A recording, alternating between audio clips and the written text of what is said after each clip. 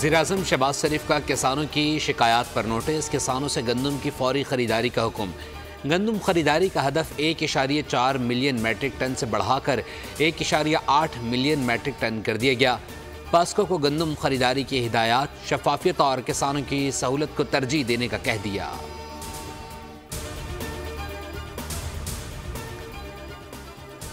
गंदम की खरीदारी न होने पर किसान सरापा एहतजाज। 29 अप्रैल को पंजाब असम्बली के बाहर धरने का ऐलान।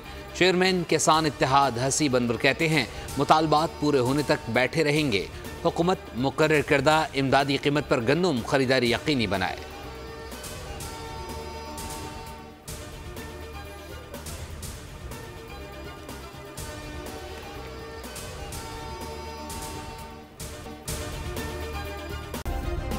सब्सक्राइब करें और बेल दबाएं ताकि कोई खबर रह न जाए।